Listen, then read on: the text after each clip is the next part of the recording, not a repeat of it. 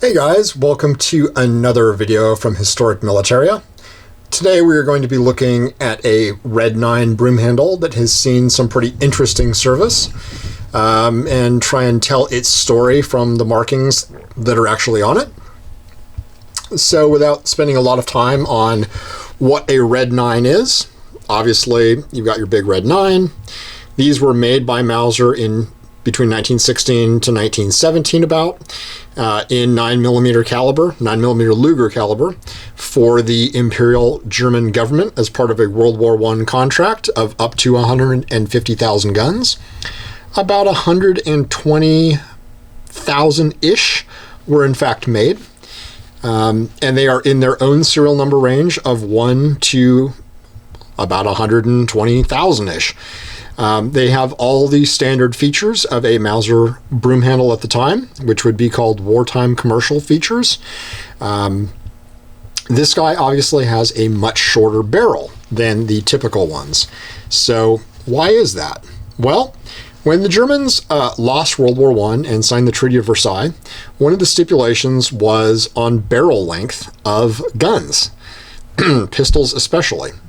And what happened was a lot of these long barrel broom handles were actually cut down, like this one.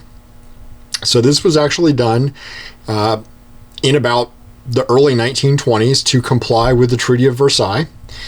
And when that was done, these guns were actually stamped with a 1920 to show that they were in compliance and part of the compliance process.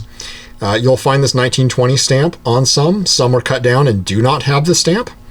So you've got your serial number, and the original serial number is a fairly low serial on these.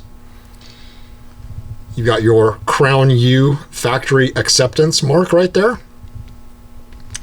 And then your 1920 stamp, which of course was added after the fact, when the gun was actually modified by the barrel being chopped off. Now, this was interesting because they actually chopped it off and then moved the front sight back down onto the gun. This is done pretty nicely on this one. The quality of the modification is really nice on these. Most were done at seemingly to be like arsenal level. So there are some different stamps that I've seen from different arsenals where this was done. This one I do not believe has any of those. Nothing that I could find in a cursory examination of the gun. But otherwise, the other thing that was done on these was the rear sight was actually taken off. So it does not have the tangent 5 to 500 rear sight anymore. It's got a fixed, sort of brazed on rear sight, which is, you know, in a gun this small is probably a lot more practical than having the factory sight on it. Everything else was pretty much left the same. You have your standard chamber marking, your standard fire blue. Some of these were actually redone, reblued when they were cut. This one was not. It's got its original blue, original grips. Still cut for a shoulder stock. This was not filled in. You've got your serial numbers here and here. Your NS for new type safety marked hammer with your last 3 there.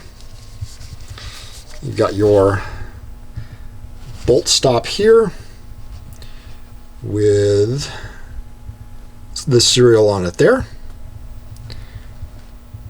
It's kind of hard to see, but it is there, and that does actually match the gun. You've got your standard Mauser markings still on the side here. So for all intents and purposes, it's just a standard Red 9 that was cut and had the sights, especially this rear sight, redone in a pretty interesting way. Now, a lot of these actually went to police forces, and this one is no exception. A lot of people will actually get this right. A lot of people will tell you that this is a World War I unit mark, they are dead wrong.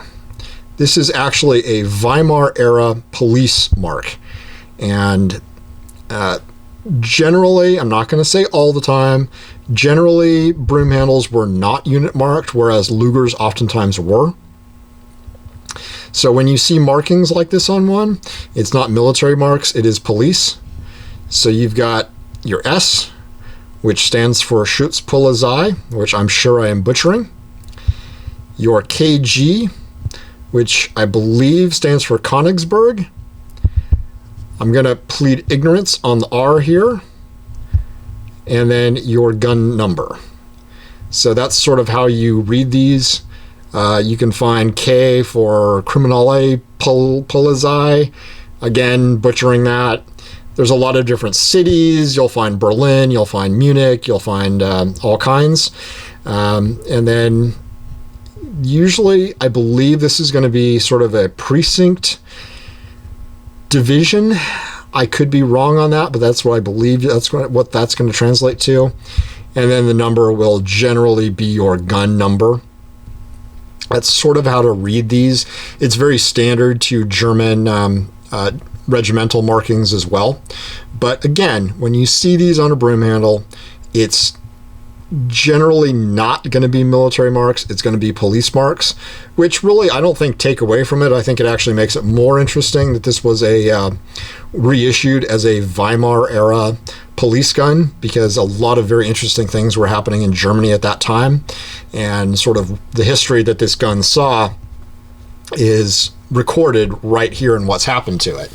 You know, to be a military gun, to go through the 1920 conversion and then reissued during the Weimar era as a police gun means this gun saw a lot of service, a lot of history, and to be in the condition it's still in is pretty amazing, really. The other thing to point out on this is that it does not have an Imperial acceptance mark right here, whereas a lot of Red 9s do, especially lower serial numbered ones that went to the German military.